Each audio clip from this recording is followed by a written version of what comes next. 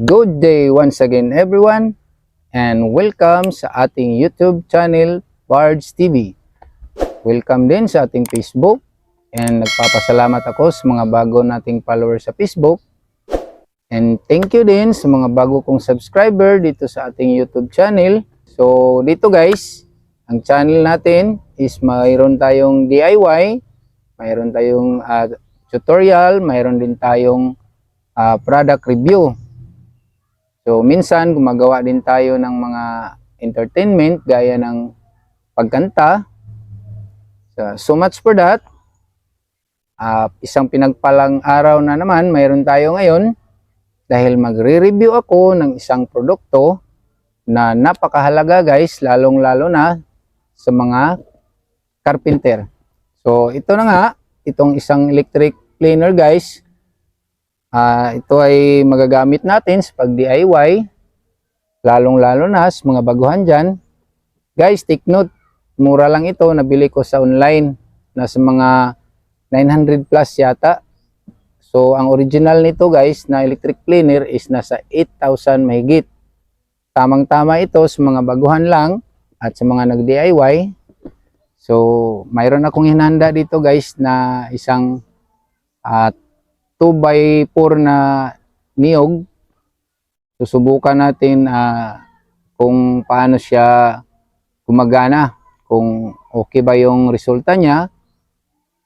Ikukumpara natin sa original na napakamahal.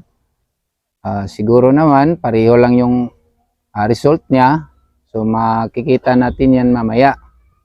So kung paano natin gagawin, samahan nyo lang ako sa video na ito. And then huwag niyong kalimutan na i-share ang video na ito guys para katulong tayo sa iba nating mga kababayan na gusto ring makatipid, makabili ng mumurahing electric planer lamang. So ayan na nga, without further ado, let's do it! Kung pala natin umpisahan yung demonstration guys, ito nga pala yung makukuha natin pag bumibili kayo sa online. So ito yung pinaka-unit niya. May kasama siyang user manual na hindi naman natin binabasa palagi. Mayroon siyang 4 na screw para dito sa dalawa dito guys sa ating extra na lagayan ng blade. Mayroon din siyang guide ganito. Tsaka mayroon din siyang T-rings guys para ito sa ilalim kung magpapalit tayo ng blade. So ito dito siya guys Ayan. So ayan yung pinaka belt niya guys. Ito yung pinaka belt niya. Ayan, mukhang matibay naman. Saka yung blade niya guys, dalawa ito. Ayan. Back to back yan, dalawa. Kung magpapalit kayo ng blade, dalawa yan. So pwede nyong palitan, halimbawa napurol na siya, palitan niya ng original, pwede yan. Saka dito naman yung specs niya mayroon siyang 240 to 220 to 240 volts. So ayan, 800 watts siya guys. Mamaya madinig natin yung pinakatunog niya kung maganda ba siya. So ayan, made in Germany siya guys, pero hindi ako naniwala dyan. Sigurado ako made in China to dahil yung original guys talaga made in Germany. Tapos ang presyo nasa mga 8,000 plus nga, yun ang original guys. So ito na nga yung niyog na sinasabi ko, yung kukulamber. Ito ang gagamitin natin mamaya. Lilinisin natin sa pamamagitan ng electric planer na mumurahin lamang. So yan, subukan natin kung kaya din ba niyang maglinis kagaya ng mga mahal. Bago tayo magumpisa sa paggawa mga loads, tuturuan ko muna kayo kung paano siya i-operate. So dito tayo sa pinaka basic. Itong nasa pihitan na ito mga loads, kung iniikot nyo pa counterclockwise or clockwise, magbago yung labas ng blade niya dito sa ilalim. Depende yan sa kapal ng lilinisan nyo mga loads. So dito naman sa parte na ito yung pinaka-cover ng belt. So karugtong yan dito sa may blade. Kung gusto nyong magpalit ng belt, dito nyo lang tanggalin. May dalawa itong tornilyo. Gamitan nyo lang ng Phillips screw or di kaya flat screw. So dito naman mga lods, ito yung pinakalock ng guide niya. So halimbawa, steady nyo yung ginagawa nyo. Suksok na lang yung guide dito. Yan, yung dalawang butas dyan mga lods. So, tika lang mga lods ha. Mahina kasing kalaban. Nag-isa lang tayo palagi sa pag-vlog. Wala tayong katulong na helper na cameraman. So, ayan. Tapos, ilock nyo lang dito. Oh, may guide na kayo mga lods. Yan yung pinakalock niya. So, magagamit natin to. Halimbawa, gumagawa tayo ng mga door jamb, tapos nagbubutas tayo para sa frame ng pinto. So yan ang silbi niya. So sa gagawin natin, hindi muna natin ito gagamitin. So dito na tayo sa kabilang part ng machine na ito.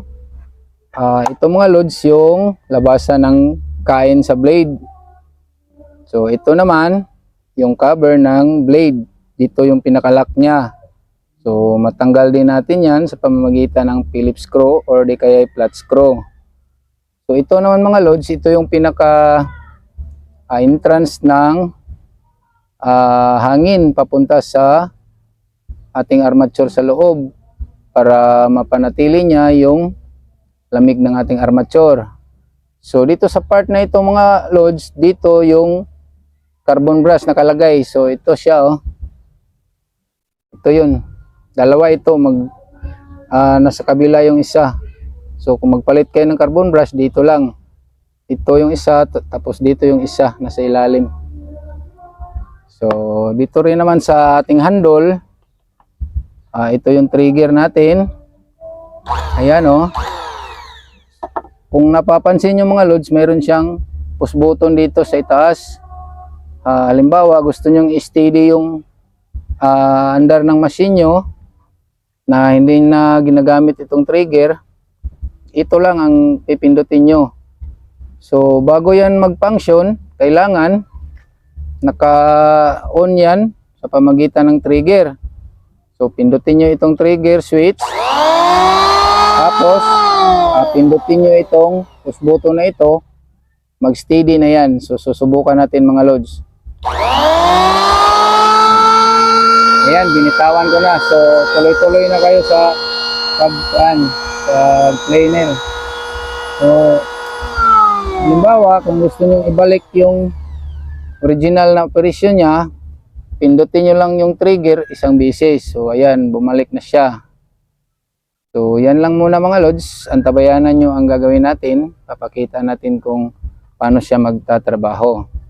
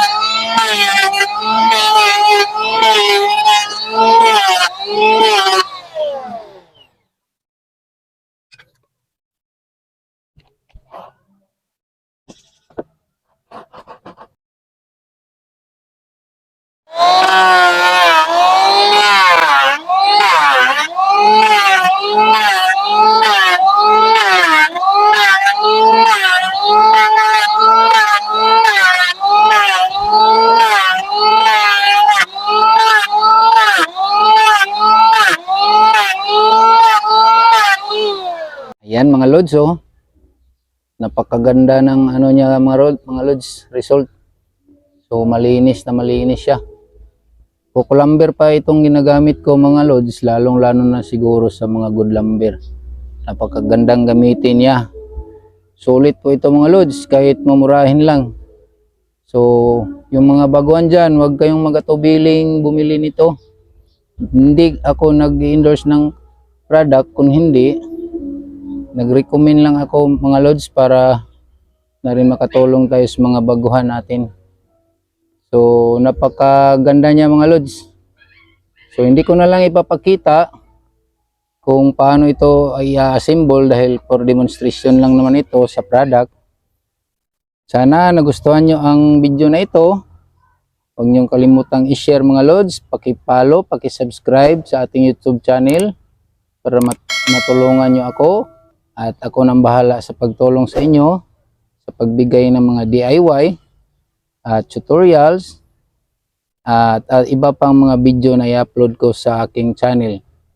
Thank you sa inyong panonood and God bless sa inyong lahat.